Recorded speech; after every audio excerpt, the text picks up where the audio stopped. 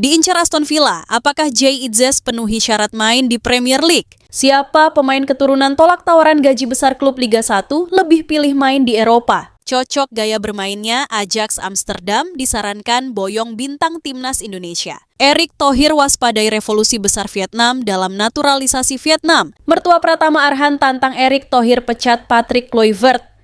Kenapa? Bek timnas U23 Indonesia setinggi 190 cm diminati dua klub Malaysia. Diincar Aston Villa, apakah Jay Itzes penuhi syarat main di Premier League? Pemain timnas Indonesia, Jay Itzes dikabarkan menjadi incaran salah satu klub Premier League, yakni Aston Villa. Jay Itzes memang jadi incaran banyak klub usai tampil apik bersama Venezia, meski terdegradasi ke Serie B Italia. Bologna, Inter Milan, Fiorentina, Udinese hingga Torino dilaporkan berniat memboyong kapten timnas Indonesia. Menariknya kini muncul laporan bahwa klub Premier League yaitu Aston Villa ikut meraimaikan perburuan Jay Itzes. Aston Villa telah menunjukkan ketertarikan dengan Jay Itzes setelah Venezia degradasi, di mana ia ditunjuk sebagai kapten oleh Eusebio Di Francesco karena performa apiknya, tulis laporan TransferFeed. Setelah Ilagunari degradasi ke Serie B, Jay Itzes dikatakan bakal meninggalkan klub agar bisa tampil di kasta tertinggi. Jay Itzes, diharapkan meninggalkan klub yang degradasi, beber laporan tersebut. Meski Udinese telah menawar hingga 5-6 juta euro, harga Jay Itzes dipercaya bisa lebih tinggi melihat konsistensinya bersama Venezia di kasta tertinggi, sambungnya. Nah, selain Udinese, Aston Villa dilaporkan menjadi klub yang juga telah menanyakan ketersediaan bek timnas Indonesia ini. Adapun Aston Villa sendiri memang sedang mencari pemain bertahan baru untuk musim depan. Namun yang menjadi pertanyaan apakah Jay Itzes bisa main di Premier League? Sebab Liga Inggris memang punya aturan tersendiri bagi pemain non-UK. Pasalnya, sejak Brexit, pemain non-UK yang ingin bermain di Liga Inggris, baik itu Premier League, Divisi Championship, League One, dan League Two harus dapat izin kerja. Nah, izin kerja atau work permit ini didasarkan pada sistem poin yang disebut Governing Body Endorsement, GBE, diterbitkan oleh FA. Menurut aturan, pemain minimal mendaatkan 15 poin untuk lolos langsung atau eligible. Perhitungan poin tersebut dibagi dari beberapa kategori, misalnya jumlah penampilan di klub, kemudian level timnas seorang pemain, serta jumlah caps di level internasional. Adapun Jay Itzes sendiri punya modal bagus untuk mendapatkan GBE tersebut. Bek timnas Indonesia itu bermain di kompetisi Serie A Italia musim 2024/2025 bersama Venezia. Pemain keturunan Semarang ini tampil selama 35 pertandingan bersama Ilagunari, tapi klubnya sayangnya terdegradasi. Menurut catatan statistik tersebut, Jay Itzes eligible atau bersyarat mendapatkan GBE. Hal itu dilansir dari perhitungan GBE kalkulator yang dilakukan di laman Analitik FC. Dari perhitungan tersebut, Jay Itzes punya poin 19 dari kualitas liga ia berkarir, yakni Serie A, 12 poin, dan menit bermain di liga domestik, 7 poin. Berdasarkan perhitungan tersebut, artinya tidak akan ada masalah jika memang Jay Itzes direkrut oleh Aston Villa.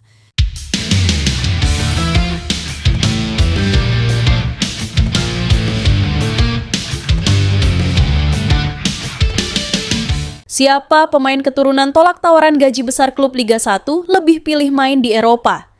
Salah satu pemain keturunan timnas Indonesia dilaporkan menolak tawaran gaji besar dari klub Liga 1 di bursa transfer musim panas 2025. Di bursa transfer musim panas 2025, beberapa klub Liga 1 mencoba peruntungan untuk mendatangkan beberapa pemain keturunan timnas Indonesia. Keinginan tersebut tak lepas dari status beberapa pemain keturunan tim Garuda yang berstatus bebas transfer alias tanpa klub. Tercatat ada 6 pemain keturunan tim Merah Putih yang berstatus bebas transfer, yakni Jordi Amat, Tom Hay, Rafael Struijk, Justin Hubner, Nathan Joaon, dan Shane Patinama. Ke-6 pemain itu berstatus tanpa klub karena kontraknya tak diperpanjang oleh klub-klub yang dibelanya di luar negeri. Dengan status tersebut, klub Liga 1 tertarik merekrut para pemain keturunan itu karena kualitasnya yang setara pemain asing. Bahkan beberapa klub Liga 1 dikabarkan siap memberi gaji besar untuk para pemain keturunan tersebut agar tertarik bergabung. Namun, belakangan muncul kabar jika ada pemain diaspora yang menolak tawaran bergabung klub Liga 1 meski ditawari gaji besar. Kabar ini disampaikan salah satu influencer sepak bola tanah air, Mohamed Ali Mahruz, lewat akunnya di media sosial X, yakni @alionelmessi_.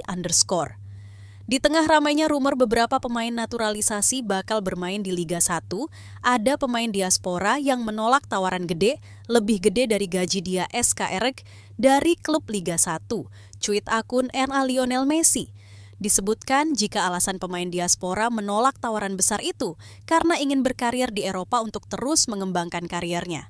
Dia masih ingin mengembangkan performanya di kompetisi Eropa. YG punya support system lebih bagus untuk karirnya, lanjut cuitan itu. Jika mengacu pada cuitannya, ada kemungkinan pemain diaspora yang dimaksud adalah salah satu di antara Justin Hubner, Rafael Struijk, dan Nathan Joaon. Pasalnya ketiga pemain ini memiliki gaji yang terbilang kecil di klub sebelumnya bila dibandingkan para pemain top yang bermain di Liga 1. Kebetulan, ketiga pemain ini juga belakangan terus dirumorkan dengan klub-klub kasta teratas sepak bola Indonesia. Sebagai contoh, ada Justin Hubner yang dirumorkan merapat ke Persija Jakarta. Lalu Rafael Struijk juga disebut-sebut menjadi bidikan Bali United. Sementara Nathan Joaon diminati oleh Bayangkara FC dan juga dirumorkan akan bergabung Persebaya Surabaya. Meski dirumorkan dengan sederet klub Liga 1, kemungkinan besar ketiganya akan tetap mencoba peruntungan di Eropa. Salah satunya adalah Rafael Struijk yang sudah sedari lama getol ingin kembali ke Eropa saat masih berseragam Brisbane Roar. Saya belum memikirkan tentang itu, kembali ke Eropa. Tentu saja saya terbuka untuk kembali ke Eropa, kata Struijk pada Februari lalu.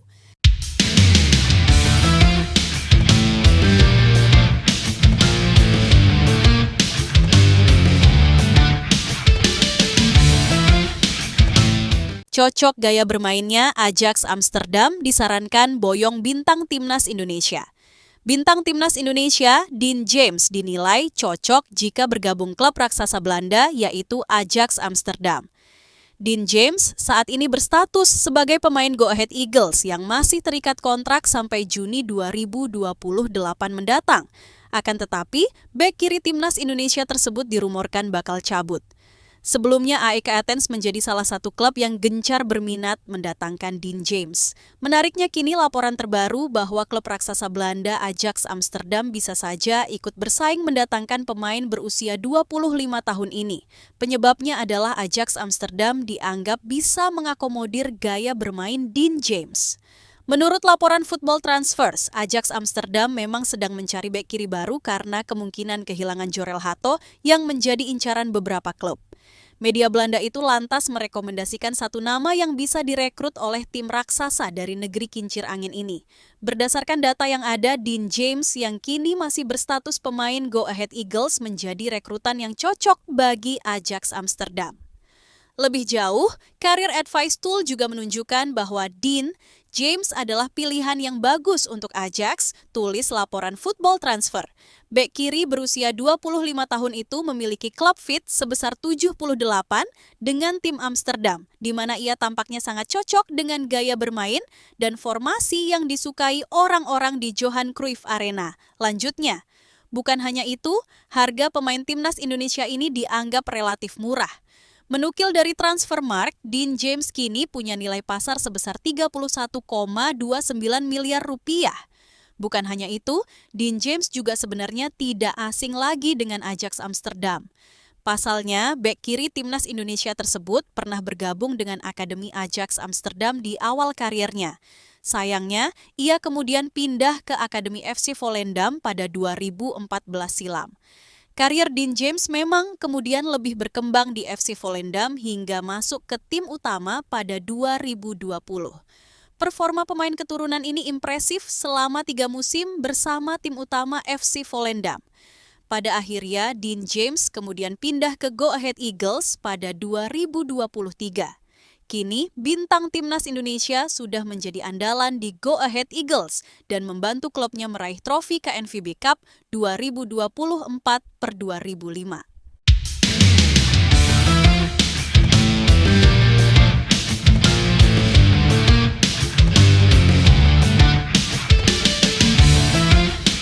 berpikir jauh ke depan, Nova Arianto.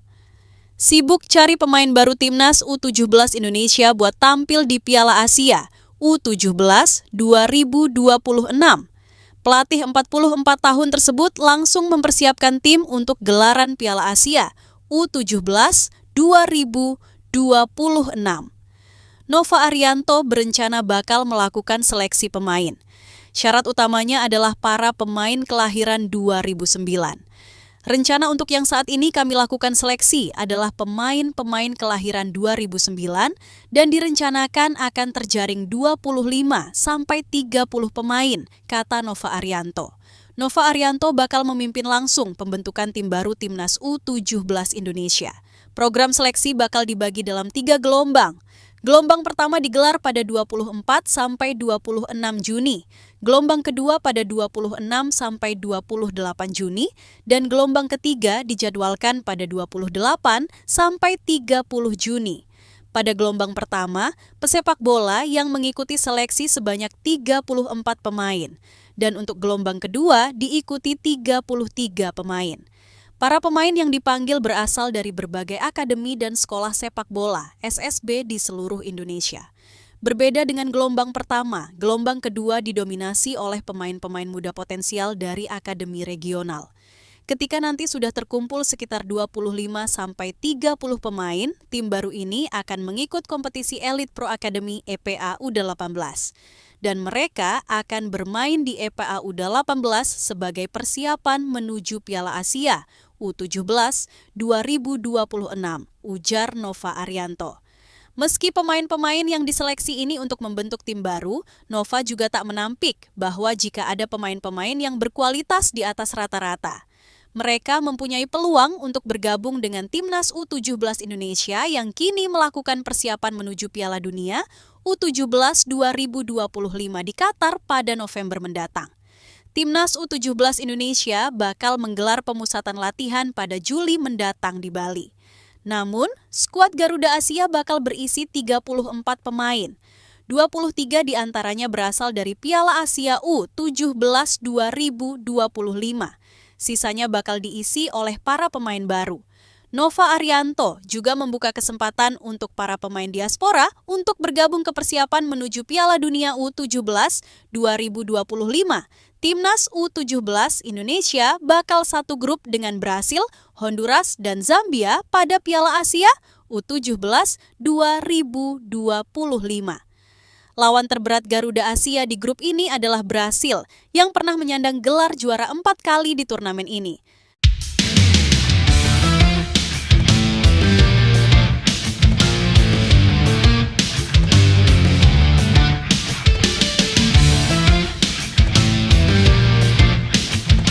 Erick Thohir waspadai revolusi besar Vietnam dalam naturalisasi Vietnam.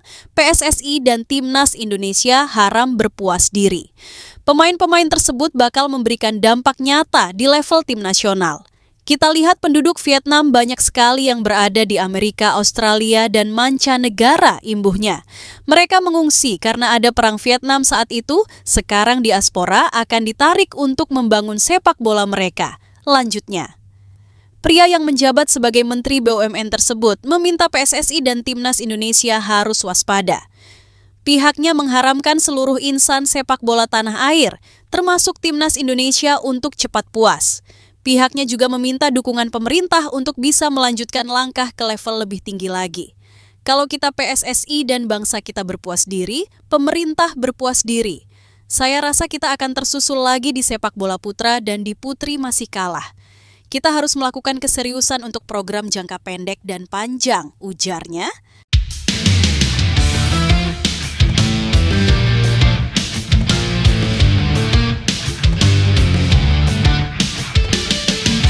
Mertua Pratama Arhan tantang Erick Thohir pecat Patrick Kluivert. Kenapa?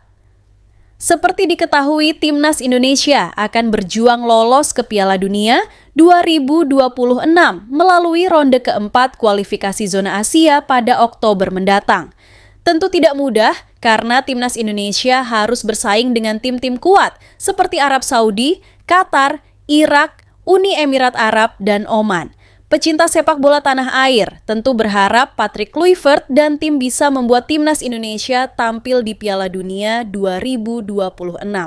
Namun, jika gagal, Andre meminta Erick Thohir pecat Patrick Kluivert dan seluruh asistennya seperti apa yang dilakukannya kepada Shin Tae-yong. Harapan saya sebagai warga negara Indonesia berharap tim pelatih Patrick Kluivert dan kawan-kawan harus menunjukkan kualitas dan kemampuannya, kata Andre Rosiad. Buktikan kalau Pak Erick mengganti Shin Tae-yong itu adalah pilihan yang benar kalau gagal di putaran keempat, lolos Piala Dunia 2026. Ya, menurut saya, Patrick Kluivert dan kawan-kawan harus dipecat. Konsekuensi, jelasnya. Sekadar mengingat, Patrick Kluivert ditunjuk Erick Thohir untuk menggantikan posisi Shin Tae-yong. Juru formasi asal Korea Selatan itu dipecat dengan alasan dinamika kepemimpinan dan komunikasi. Meski secara prestasi Shin Tae-yong tidak buruk karena sukses membuat timnas Indonesia jadi lebih baik. Anda, Erick Thohir, memecat Shin Tae-yong dalam rangka memilih prestasi yang lebih bagus dan bisa lolos ke Piala Dunia. Kalau tidak mampu, Patrick Kluivert dipecat saja, jelasnya. Andre Rosiad, yang juga merupakan petinggi Semen Padang FC, menyebut Patrick Kluivert seharusnya bisa membawa timnas Indonesia ke Piala Dunia 2026. Ini karena legenda Barcelona tersebut dibantu banyak asisten berpengalaman daripada Shin Tae-yong. Di luar itu, PSSI juga memberikan fasilitas mewah kepada Patrick Kluivert dan tim seperti tiket penerbangan kelas atas. Luar biasa dukungan PSSI, jadi kalau tidak berhasil ke Piala Dunia, ya pecat dong. Tegas Andre Rosiade. Tidak ada guna naya. Kalau PSSI tetap kerjasama dengan KNVB, itu hak PSSI, kan masih banyak pelatih Belanda lainnya yang lebih berkualitas. Tutupnya, di ronde keempat nanti hanya juara grup yang mendapat tiket langsung ke Piala Dunia 2026. Sementara runner-up harus kembali berjuang di ronde kelima, di mana pastinya perjuangan lebih berat lagi. Sebelum berlaga di ronde keempat, timnas Indonesia dijadwalkan menggelar 2 laga uji. Coba saat periode FIFA Matchday September 2025. Kabarnya, lawan yang akan dihadapi tim Merah Putih berasal dari Timur Tengah, yaitu Kuwait dan Lebanon. Uji coba melawan kedua negara tersebut disebut-sebut akan berlangsung di Stadion Utama Gelora Bung Karno, SUGBK, Senayan, Jakarta. Tak hanya menjadi ajang pemanasan, laga melawan Kuwait dan Lebanon juga bisa menjadi tolok ukur sejauh mana perkembangan taktik dan mental bertanding para pemain Indonesia sejak ditangani Patrick Kluivert.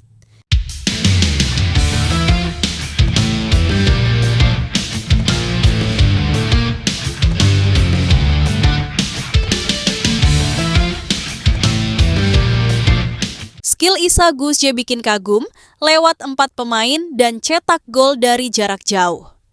Salah satu pemain keturunan timnas putri Indonesia, Isa Gusje Worps, mencuri perhatian publik. Dia memperlihatkan skill yang bikin kagum karena melewati 4 pemain lawan dan mencetak gol dari jarak jauh. Sebagai informasi, Isa Gusje Worps merupakan salah satu pemain keturunan yang baru saja memperoleh status sebagai WNI. Dia pun disiapkan sebagai amunisi teranyar timnas putri Indonesia jelang kualifikasi Piala Asia 2026. Di media sosial beredar sebuah video yang menampilkan aksi pemain kelahiran Veldhoven, Belanda tersebut.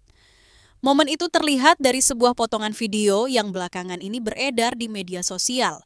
Tentu saja, aksi semacam ini membuat publik, terutama fans timnas putri Indonesia, merasa terkagum-kagum dengan kualitas yang dimiliki oleh penyerang yang berkarir untuk klub Liga Belanda NAC Breda tersebut. Sebab, dengan kemampuan istimewa semacam itu, pemain kelahiran 3 Juni 2005 ini bakal menjadi sosok yang berbahaya dalam mengisi area penyerangan timnas putri Indonesia, asuhan Satoru Mochizuki. Sebagai informasi, saat ini skuad Garuda Pertiwi tengah menggelar pemusatan latihan tahap akhir menjelang perjuangan mereka mengarungi babak kualifikasi Piala Asia Wanita 2026 yang bakal segera bergulir. Kejuaraan tersebut dijadwalkan berlangsung mulai 29 Juni hingga 5 Juli 2025. Dengan kata lain, tak banyak waktu yang tersisa sebelum anak asuh Satoru Mochizuki menghadapi persaingan di babak kualifikasi tersebut. Timnas Putri Indonesia yang tergabung di grup D bakal bersaing Kirgistan, Pakistan, serta China Taipei.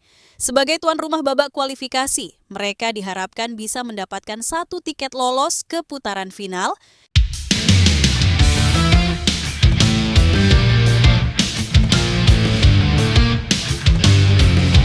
Bek Timnas U23 Indonesia setinggi 190 cm diminati 2 klub Malaysia. Rahmat Syawal dikabarkan tengah dipantau oleh 2 klub Malaysia, Kelantan FC dan Penang FC. Saat ini Rahmat Syawal masih tergabung dengan Timnas U23 Indonesia untuk pemusatan latihan jelang ASEAN Cup U23 2025. Rahmat Syawal sendiri telah bermain sebanyak 14 kali di Liga 1 bersama PSIS pada musim 2024 sampai 2225. Sayangnya, PSIS harus terdegradasi ke Liga 2 untuk musim depan. Namun, langkah 2 klub Malaysia tersebut untuk mendapatkan tanda tangan bek berusia 20 tahun dipastikan tidak akan mudah. Rahmat Syawal sebelumnya telah diikat jangka panjang oleh PSIS. Dari situs Transfermarkt, diketahui kontrak Rahmat Syawal di PSIS Aan sampai pada 2027. Sehingga andai 2 klub Malaysia tersebut tetap menginginkan Rahmat, mereka harus menebus biaya transfer kepada PSIS. Direktur Utama PSIS, Agung Buwono membenarkan bila Rahmat Syawal mendapat tawaran dari luar negeri, terutama dari negeri jiran. PSIS sendiri mengindikasikan belum akan melepas aset berharganya tersebut. Sementara, Rahmat Syawal masih terus melahap sesi latihan bersama Timnas U23 Indonesia asuhan Gerald Vandenberg untuk ASEAN Cup U23 2025. Dengan postur tinggi menjulang, Rahmat berpeluang masuk skuad final Timnas U23 Indonesia. Pemusatan latihan dilakukan sejak 20 Juni 2025 dan kini sudah memasuki hari kelima. Garuda Muda memfokuskan pada keinginan Gerald Vandenberg untuk membikin timnya berkarakter. Pasukan Garuda Muda ditargetkan menjuarai ASEAN Cup U23 2025 dan hal tersebut disambut optimistis oleh Gerald Vandenberg.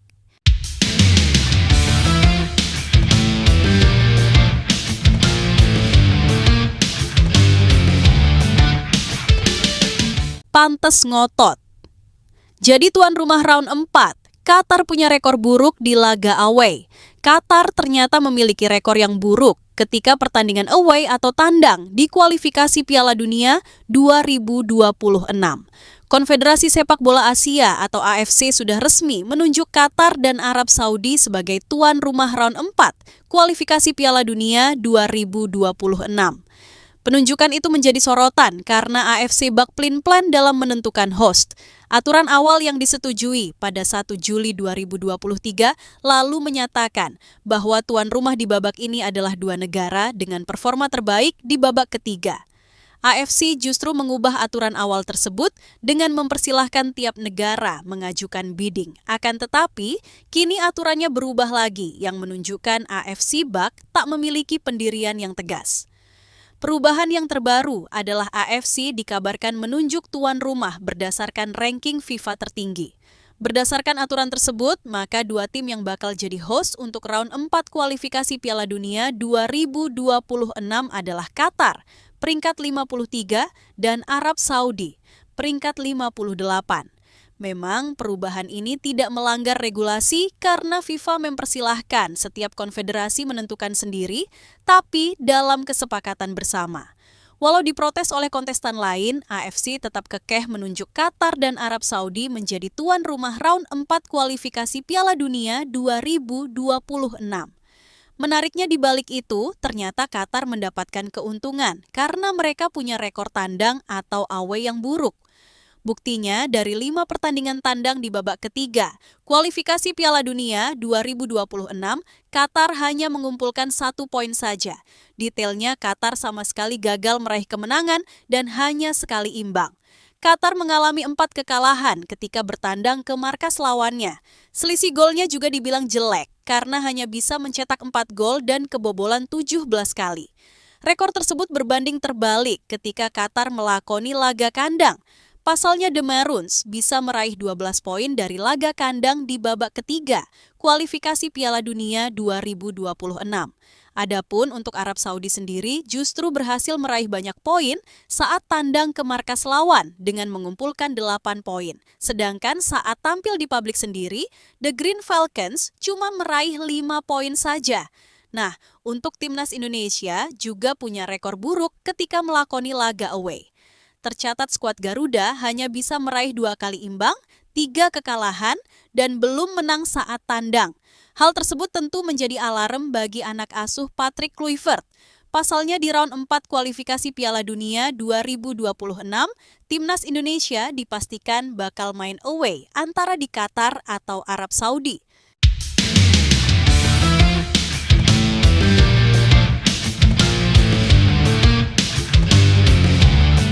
Tiga pemain andalan timnas putri Indonesia di kualifikasi Piala Asia 2026. Tiga pemain andalan timnas Indonesia putri asuhan Satoru Mochizuki Jelang menjalani fase krusial di kualifikasi Piala Asia 2026. Timnas Indonesia putri berstatus sebagai tuan rumah grup D kualifikasi Piala Asia 2026. Babak kualifikasi ini akan digelar di Stadion Indomilk Arena, Tangerang pada 29 Juni hingga 5 Juli 2025. Hanya juara grup yang berhak mendapatkan tiket berlaga di Piala Asia 2026 mendatang. Dan sejauh ini sudah ada 4 tim yang memastikan lolos, di antaranya Australia, Jepang, Korea Selatan, dan Cina. Benar-benar menjadi laga krusial bagi timnas Indonesia putri, meski begitu skuad Garuda Pertiwi punya 3 senjata berbahaya.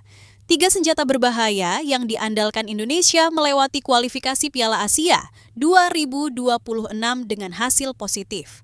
Lantas siapa saja 3 senjata timnas Indonesia putri untuk babak ini? Berikut ini diantaranya. Nama pertama, Claudia Scheunemann. Usianya baru 16 tahun, tetapi sudah menjadi bagian dari skuad senior timnas Indonesia putri dalam 2 tahun terakhir.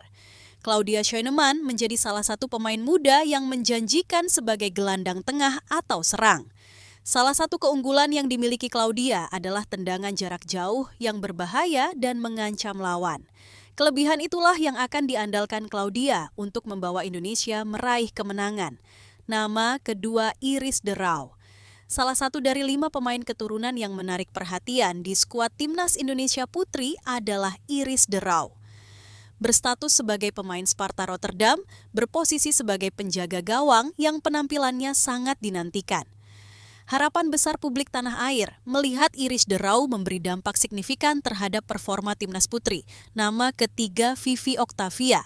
Vivi Octavia merupakan pemain dengan segudang pengalaman internasional bersama timnas Indonesia putri. Pemain kelahiran Bangka Belitung ini memiliki gaya bermain yang tenang dan kekuatan fisik yang mumpuni. Kualitasnya sebagai pemain bertahan adalah kunci kokohnya lini pertahanan timnas Indonesia putri.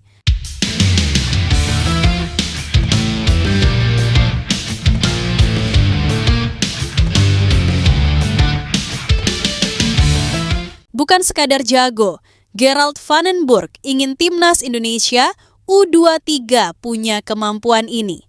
Pelatih timnas Indonesia U23, Gerald Van den Burg tidak hanya ingin anak asuhannya jago, tetapi punya keinginan kuat membela tim nasional. Saat ini, Gerald Van den Burg sedang mempersiapkan timnas Indonesia U23 untuk Piala AFF U23 2025 yang berlangsung pada Juli mendatang. Indonesia akan menjadi tuan rumah di Stadion Utama Gelora Bung Karno, SUGBK, Senayan, Jakarta, dan Patriot Candrabhaga. Bekasi Gerald Van den Burg memanggil 30 pemain buat menjalani training camp ANTC di Jakarta yang sudah berlangsung sejak 20 Juni lalu. Kini, 2 pemain sudah dipulangkan buat menatap persiapannya. Gerald Van den Burg sebagai pelatih kepala mengaku sudah menyiapkan rencana untuk timnas Indonesia U23, termasuk soal gaya bermain yang akan diterapkan Garuda Muda saat pertandingan nanti. Cara dan karakter permainan timnas Indonesia U23 yang diinginkan Gerald Van den Burg bukan cuma jago saja. Lelaki asal Belanda itu mau para pemain sadar dan paham betul bermain untuk timnas Indonesia sangatlah penting. Menurutnya, hal ini bisa mendongkrak kemampuan para pemain secara maksimal. Pelatih asal Belanda itu pun mempersiapkan timnas Indonesia U23 dengan sebaik mungkin. Mantan pemain AFC Ajax itu bakal menyiapkan skuad Garuda baik dari aspek fisik maupun teknis. Di Piala AFF U23 2025, Timnas Indonesia U23 berada di grup A bersama Malaysia, Brunei Darussalam, dan Filipina. Brunei Darussalam akan menjadi lawan pertama Timnas Indonesia U23 yang pertandingannya berlangsung pada 15 Juli 2025 di Stadion Utama Gelora Bung Karno, SUGBK, Jakarta. 3 hari berselang atau pada 18 Juli, Timnas Indonesia U23 menjamu Filipina di tempat yang sama. Terakhir, Garuda Muda akan menantang Malaysia pada 21 Juli di SUGBK. Laga ini bisa berjalan seru karena ada gengsi di dalamnya.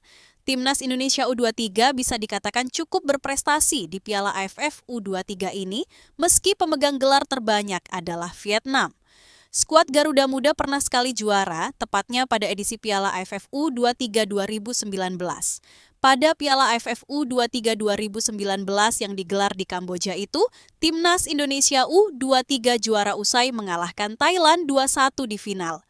Kala itu, pelatih yang membawa Timnas Indonesia U23 juara Piala AFF U23 2019 adalah Indras Syafri. Jika melihat lawan yang dihadapi Timnas Indonesia U23 di grup A, Malaysia akan jadi penantang terberat, meski Filipina dan Laos tak boleh dianggap remeh. Nantinya, hanya juara grup dan satu runner-up terbaik yang akan lolos ke babak semifinal Piala AFF U23 2025.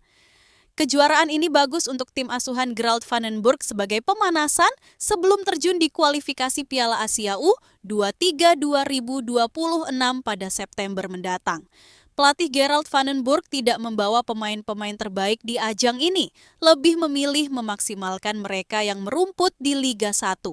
Kekuatan terbaik baru akan turun saat kualifikasi Piala Asia U23 2026 pada September nanti, karena itu merupakan gerbang awal menuju Olimpiade. Pecinta sepak bola tanah air tentu tidak bisa melihat nama-nama besar seperti Marcelino Ferdinand, Rafael Struijk, Ivar Jenner, Ramadan Sananta turun di Piala AFF U23 2025.